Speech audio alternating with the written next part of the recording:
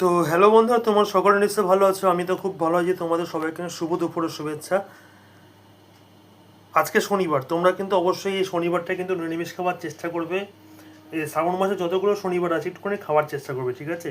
তো চলো আজকে একটা কথা তোমাদের সাথে শেয়ার করি, সেটা হচ্ছে আমরা কিন্তু এই যে দেখতে পাচ্ছ এই টেবিলটাতে কিন্তু আমরা আমিষ খাবার খাই, ঠিক আছে?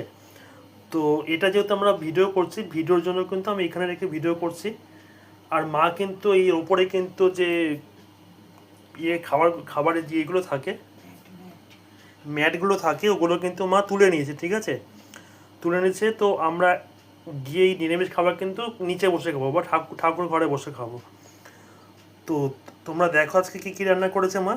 ভাত আছে, উচ্ছে আলু ভাজা আছে, কচুর শাক আছে, মুগ ডাল, ঝিঙে দিয়ে মুগ ডাল, আর হচ্ছে গাঁটি কচু কুমড়ো দিয়ে আলুর তরকারি। তো তোমরা দেখে বলো কেমন হয়েছে। আমি যতটা পারলাম তোমাদেরকে কিছু বলার চেষ্টা করলাম, তোমরা বুঝে নিও। তো তোমরা সকলে ভালো থেকো, সুস্থ থেকো, আনন্দে থেকো। টাটা সবাইকে, শুভ দুপুরের শুভেচ্ছা তোমাদের রইল। দেখো এই খাবারটার মধ্যে এই কচুর শাকটা কিন্তু আমার খুব খুব খুব ফেভারিট।